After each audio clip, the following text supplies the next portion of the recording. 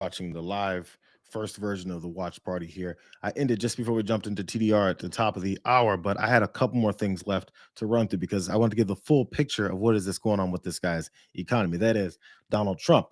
Earlier on, right before we ended the regular, normal, scheduled stream, we were talking about how these $2,000 checks that both Donald Trump and Scott Besson and also, I'm sorry, Kevin Hassett were all talking about, all having different versions of how this was all going to go down and where it would come from, as if that's beneficial to folks. So that's the first aspect of it. Back end of this here now, I want to talk about the way that they're saying they're saving people money now, because ever since that election, the special election where Republicans got their asses kicked all across the country, affordability has been the one word that Donald Trump is very upset about. How come you guys are talking about affordability as if I'm not affordability? So in order to try and make that any kind of way a reality, this is his idea for making things more affordable. I think this. We are doing phenomenally well. This is the greatest economy we've ever had. Their talking points, oh, costs are high, costs are high. By the way, the only thing is beef. Beef Coffee. is a little high because the ranchers are doing great. Coffee, we're going to lower some tariffs. We're going to have some coffee come in. We're going to take care of all this stuff very quickly, very easily. It's surgical. It's beautiful to watch. But our costs are way lower. Now, it's surgical and it's beautiful. Scott Besson also talked about how they're going to pull back on these types of things. We mentioned that before. And even when they mentioned it, and he's talking about pulling back on tariffs to make things more affordable, they didn't think enough people would then hear that sentence and say, so that must mean tariffs make things less affordable. Tariffs increase the costs of things, because in order to lower cost of things, if you're pulling back tariffs, that sounds like a direct result of tariffs. Those things that you said were amazing and no one else understands the same way that he does. I remember he said all that stuff, and then even after he says it, he's like, who cares? I'm talking to dummies. So here's more of this propaganda and this push. Nick Sortor, he's the one that's celebrating this. Breaking, he says, President Trump has just signed an executive order eliminating tariffs on beef, coffee, and tropical fruits. This is an effort to bring down food prices in America as voters voice concerns about affordability. Keep focusing on affordability, 47. So 47 is having a fight with 45 about affordability when both of them sons of bitches kept destroying things. In fact, in real time, continues to destroy it. So as usual with Donald Trump, he finds a thing that's working perfectly normally, destroys it, makes things worse while claiming things are getting better. Then when those can no longer have that, propaganda fight anymore because he's losing it, he then reverses course on the thing that he caused to make things worse and then walks around high stepping like he just did something when all he did was undo what he did. And that's not without any pain or cost in general. Are we supposed to believe this is just all simple and comes right back to where it was before and nothing changed and people weren't having issues before and supply chain issues and imports and exports and all these things just because he signed a new executive order? I'm sure there's a lot more to it than that. But this is another one of those industries and people in his administration, being Scott Besson, that continues to push this whole thing as it's someone else's fault, despite the fact we just saw where these cost hikes are originating from. Here he is talking about beef. But what is your take on what you just heard? He's expecting $10 meat. Well, Maria, the beef market is a very specialized market. It goes in long cycles, and this is the perfect storm. Again, something we inherited, and there's also, because of the mass immigration, a disease that we've been rid of in North America, made its way up through South America. As these migrants, they have brought some of their cattle with them. So part of the problem is we've had to shut the border to Mexican beef because of this disease called the screwworm. So we're not going to let that get into our supply chain. And again, I don't want to focus on one product. It's a very important product, and we are laser focused on this issue. And what the fuck is Scott Besson talking about? beef prices are high. First off, beef prices are high. We heard last week and the week before from this administration because of the Packers. Also, the beef prices are high because of the ranchers. The beef prices are high because of Joe Biden. It's always someone else. Isn't it weird? Now beef prices are up, and Scott Besson wants you to think it's because of how Mexican ranchers or people are they're bringing across the border some tainted beef. They're shipping or they're walking, or maybe they're doing this because I saw this as the answer to Scott Besson's idea of how tainted beef are coming to America.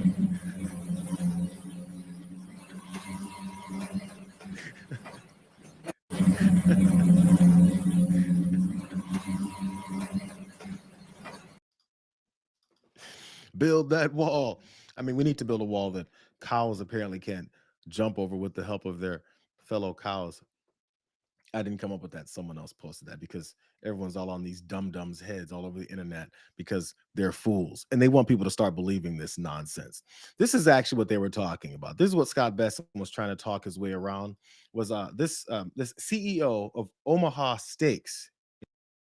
And he's talking about the price of beef because he's the CEO of Omaha Steaks and he knows what it's going to hurt. Look, domestically, we need to get our arms around it. Last time we got together, we talked about how the herd is at a 70-year low, demand is at an all-time high, and the net result is prices are through the roof. So there's this concept in the industry called heifer retention, and it's a decision that the rancher and the feedlot operator make to hold back the female animal to build the herd as opposed to send it to market. Now, that's a double-edged sword. We've started to see good signals that that's happening, but that means that the supply is going to continue to shrink as fewer cattle are going to market. So we are headed for what I'm calling, Maria, the $10 a pound reality. By third quarter of 26, families are going to see $10 a pound ground beef in the grocery store. So we're in for a bit of a haul here. I don't believe we'll see price come down in any meaningful way until sometime in 2027. Well, that's a problem. $10 beef. Hey, pretty soon, by the time, ground beef is going to be the same cost as like filet mignon type of steaks or something. It's just going to become a new reality. It's how these things work. It's, again, we've always seen price hikes go up for whatever reason, whatever the Democratic president or Democratic reasons or Republican issues or anything, just in general, price hikes from companies that want to make more money because, there's enough demand for it. Once prices go up, it's really hard for suddenly the price of something to drop down when it's been normalized as that price, and maybe have priced people out from buying it or distancing themselves from it. Because it never really gets cheaper is really high level cuts of beef, like I mentioned, like filet mignons, things like that. That's for rich people to eat is generally the mindset, because that's never going to get cheaper. So I'm not sure how ground beef burgers are going to become like this new fancy thing that only fancy folks eat that have enough money to pay for it. But when there's already issues, like, there was issues with eggs and there was issues with beef now and all this, whenever you exacerbate it by doing other bad ideas that have nothing to do with solving the problem, but only have to do with, easing the ego of Donald Trump, and you make things worse, now you've compounded the issue and you have to go back to their normal go-to move here. Here's Brooke Rollins, the ag secretary. It's definitely not Donald Trump's fault. From the CEO of Omaha Steaks. What is meat going for right now? $4 or $5 a pound? He's talking about $10. Well, that's right. And I sure look forward to talking to him. I saw him on your show. We had it on in the office on Friday. I thought he was very well spoken. I do believe, though, that his forecast is not going to be correct. Of course, no one knows really.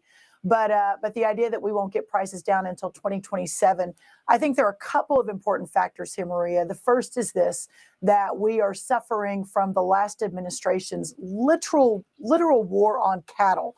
If you remember, they wanted to reduce the herd sizes because they believed that cattle caused climate change. I mean, that wasn't that long ago that was sort of a common narrative. So lots and lots of issues there as we rebuild the herd based on the devastation of the last administration's policy. From the It's always someone else's fault. I'm just saying, like, I remember last I checked, there wasn't, by the way, Maria brought home $4 to $5 a pound. I wish I could find it. I think it's like $7, or I'm seeing it a lot, dollars a pound. So she can keep having all these grand, lofty ideas and hopes and dreams of things being different. But as was said before, when you make certain kinds of decisions like they did in April and destroyed so many different things economically, it's really hard to pull it all back as quickly as they keep saying that they would. Even other issues that had to be dealt with, they can't take care of it because they don't care to take care of it. They care to do things that make Donald Trump feel good. And he doesn't think very deeply. So everything that makes him feel good is usually based in stupidity. And then we all pay the price later, or later being right now. And then later it's going to get worse. It's weird how a bunch of folks who know how the economy works kept saying that. It's gonna get worse. So as you guys sit early, it was like June or something. They're like, oh, look, everything is fine, it's great. It's gonna get worse, they said. We're in worse. And as the New Year's turns and they want to try and give you $2,000 checks, it's gonna get worser. Just saying. Or maybe finally someone will think about kicking this guy's ass out of the White House. Whatever. Maybe enough people have some courage to do that. Not holding my breath. Like I told you guys, I was only here for a few more minutes. I just wanted to finish that up. I thought it was. I'm sorry. Let's keep it real. I want to play the cows jumping over the wall. that's the main reason I came back. Anyways, I gotta take off. I gotta do a lot of editing. Put these up later. If you guys are just now seeing about this, I do this like stream every day. This is just like the back end of me doing it. I do it every day at noon Eastern. You guys should come check it out tomorrow. I've been doing it for several months. It's good times. Clips go up on the channel. Come check those out in a minute. Until then, like and subscribe and go ahead and send this to other folks as well. We'll see you guys tomorrow. Okay. Noon Eastern. We'll see you guys tomorrow.